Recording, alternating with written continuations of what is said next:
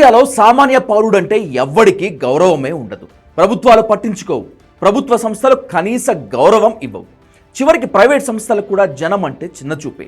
IndiGo airlines చేసిన ఘాతుకం లక్షల మంది జనాన్ని వారం రోజుల నుంచి ఏడిపిస్తున్న తీరు చూస్తే ఈ వ్యవహారంలో సివిల్ ఏవియేషన్ మినిస్ట్రీ ఎంత దుర్మార్గంగా వ్యవహరించిందో అర్థమవుతోంది. పౌర విమానయాన శాఖ మంత్రి రామ్మోహన్ నాయుడు ఆ శాఖకు నామమాత్ర మంత్రిగా వ్యవహరిస్తున్నారా? ఆయన ఏమీ పట్టించుకోరా? ఇంత పెద్ద సంక్షోభం జరిగితే 8 రోజులు అవుతున్న కేంద్రం పౌర విమానయాన శాఖ మంత్రి నిమ్మకు నీరెత్తినట్లు వ్యవహరించడం అందరినీ ఆశ్చర్యానికి గురిచేస్తోంది. ఇండిగో సంక్షోభంలో కేంద్ర మంత్రి రామ్మోహన్ నాయుడు ఖచ్చితంగా బాధ్యత వహించి తీరాల్సిందేననే డిమాండ్ దేశమంతటా వినిపిస్తోంది.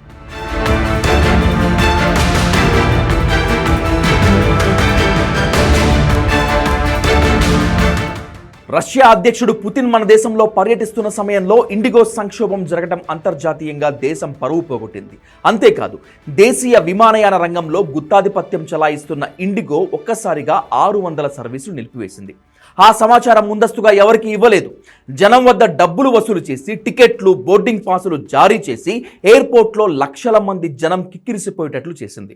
విమానాలు లేక, ఎయిర్పోర్ట్లో పట్టించుకునే వాళ్లు లేక, రోజుల తరబడి తిండి తిప్పలు లేక అల్లాడిపోయారు జనం. పెళ్లిళ్లు రద్దయిపోయాయి, రిసెప్షన్లు ఆగిపోయాయి. ఇంటర్వ్యూలకు వెళ్లాల్సిన వారు అవకాశాలను పోగొట్టుకున్నారు. ఇక మెడికల్ ఎమర్జెన్సీలో ఆసుపత్రులకు వెళ్లాల్సిన వాళ్ళు స్ట్రెచ్చర్లపై రాత్రి పగలు అలాగే పడి ఉన్నారు.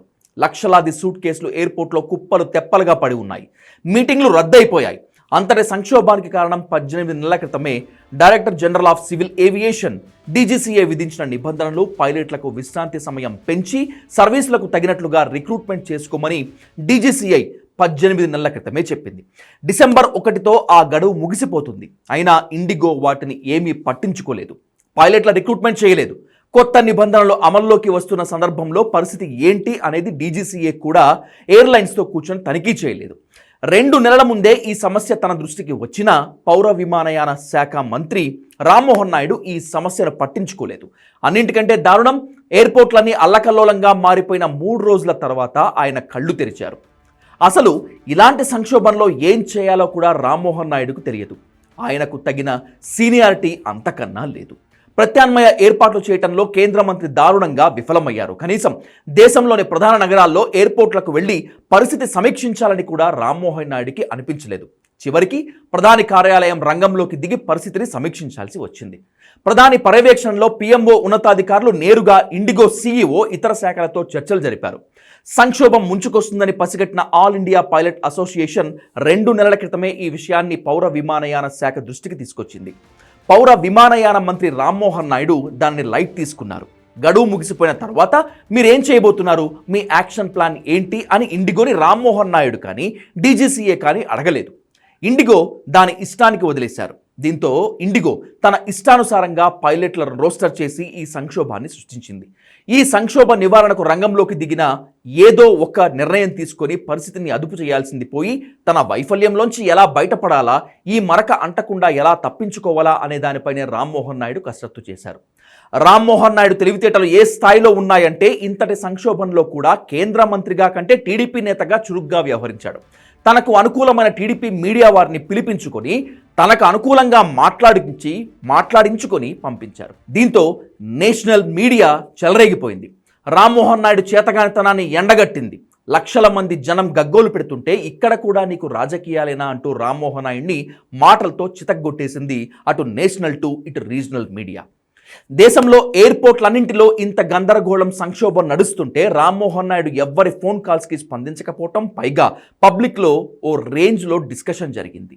ప్రజా సమస్యలను గాలికి వదిలేసి స్నేహితులతో కలిసి పార్టీలు, నెట్ఫ్లిక్స్ చూసుకోవటము, రిలీజ్ చేసుకోవటంలో కేంద్ర మంత్రి బిజీ అయిపోయారు అంటూ జనం సోషల్ మీడియాలో ఆగ్రహం వ్యక్తం చేస్తున్నారు. ఇందుకోసం 3వ రోజు న్యూఢిల్లీలోని ఓ స్నేహితుడు పార్టీలో పాల్గొన్న రామ్మోహన్ నాయుడు ఫోటోలు సోషల్ మీడియాలో వైరల్ అయ్యాయి. గతంలో కూడా అహ్మదాబాద్ విమాన ప్రమాద సమయంలో ఘటనా స్థలికి వెళ్ళి అక్కడి వీడియోలు తీసుకొని సోషల్ మీడియాలో షేర్ చేశారు. దీనిపై అప్పట్లో పెద్ద వివాదం చెలరేగింది. రామ్మోహన్ నాయుడు చుట్టూ ఒక ఆర్ఆర్ సాక్షిగా కాంట్రవర్సీ నడిచింది. మరోవైపు ఇండిగో అరాచకం కొనసాగుతూనే ఉంది. విమానాలు లేవు, పైలట్లు లేరు, కానీ అన్ని సర్వీసులకి టికెట్లు జారీ చేస్తున్నారు, బోర్డింగ్ పాస్లు ఇచ్చేస్తున్నారు, ప్రయాణికుల్ని ఎయిర్పోర్ట్కి రప్పించారు, 2-3 రోజులు పడిగాపులు పడేటట్లు చేశారు, కనీసం వెళ్ళిపోమ్మని చెప్పరు, టికెట్ డబ్బులు వెనక్కు ఇవ్వరు, అక్కడ ఉన్న వాళ్ళకి ఒక టీ కూడా ఇవ్వరు. ఇంత దారుణానికి ఇండిగో ఎయిర్లైన్స్ ఒడిగట్టింది. దేశంలో టీవీ ఛానల్స్ అన్ని లైవ్లు పెట్టి గోలగోల చేస్తుంటే డీజీసీఏ నుంచి కానీ మినిస్ట్రీ నుంచి కానీ ఓ ప్రతినిధి ఎయిర్పోర్ట్కి వెళ్ళి అక్కడి పరిస్థితిని చక్కదిద్దుకోలేదు, చక్కగా అనుకోలేదు. రామ్మోహన్ నాయుడు వైఫల్యం ఇదే. ఈ రోజుకి లక్షల మంది విమాన ప్రయాణికులకు డబ్బులు రిఫండ్ చేయలేదు. ఇది ఇండిగో కండ కావడానికి ఓ మచ్చుతున్నక. అసలు ఒకానొక సమయంలో ఇదంతా కేంద్రం ఇండిగో సివిల్ ఏవియేషన్ మంత్రి రామ్మోహన్ నాయుడు ముందుగానే ఓ పథకం ప్రకారం చేసిన కుట్ర అనే అనుమానం రాకమానదు. దేశంలో 1100 ఫ్లైట్లు ఒకేసారి నిలిచిపోతే లక్షల మంది జనం ఎయిర్పోర్ట్లో పిల్లాపాపలతో కలిసి అల్లాడిపోతుంటే కేంద్ర మంత్రి బోర్డు రూమ్లో కూర్చొని రివ్యూ చేస్తున్నాడా? ప్రతి ఎయిర్పోర్ట్కి 10 మంది ఆఫీసర్లను పంపలేరా? ప్రయాణికులకు తిండి పెట్టలేరా?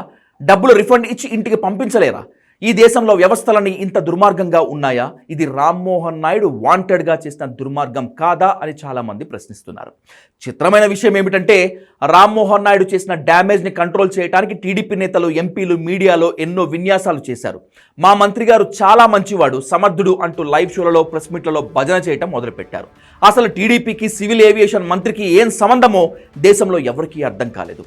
ఎమ్మెల్సీ గుణపాటి దీపక్ రెడ్డి లాంటి అతిగాళ్లు పరిస్థితిని లోకేష్ మానిటరింగ్ చేస్తున్నారు అని లైవ్లో క్లారిఫికేషన్ ఇచ్చుకున్నారు, జాకీలు పెట్టి లేపే ప్రయత్నం చేశారు. దీంతో జనం జుట్టు పీక్కున్నారు. అసలు సివిల్ ఏవియేషన్ మంత్రిత్వ శాఖతో లోకేష్కి సంబంధం ఏమిటి? ఇండిగో సమస్యని ఆయన ఎలా డీల్ చేస్తారు అని జాతీయ స్థాయిలో అందరూ నవ్వుకున్నారు. ఈ సంక్షోభం మొత్తానికి మూల బిందువు రామ్మోహన్ నాయుడు అనుభవరాహిత్యం, అసమర్థత. అయితే ఈ సంక్షోభానికి కేవలం రామ్మోహన్ నాయుడిని మాత్రమే నిందించలేం. డీజీసీఏ కూడా ఈ సంక్షోభంలో ఖచ్చితంగా పాత్ర ఉంది. దేశంలో 60% విమానాలు నడుపుతున్న ఇండిగో ఎయిర్లైన్స్ గడువు ముగిసిన తర్వాత ఏం చేయబోతోంది అని డీజీసీఏ ఓ ప్లాన్ చేసుకోదా? ఇండిగోతో ముందుగానే చర్చలు జరపదా? నేషనల్ మీడియా ప్రధాని మోదీని రక్షించడానికి రామ్మోహన్ నాయుడిని టార్గెట్ చేసి ఉండవచ్చు, కానీ డీజీసీఏ వైఫల్యం గురించి ఎవరూ మాట్లాడరే. మొత్తం మీద civil aviation minister Rammohan Naidu అనుభవరాహిత్యం లక్షల మంది ప్రయాణికులను ఇప్పటికీ ఇబ్బందులు పాలు చేస్తూనే ఉంది.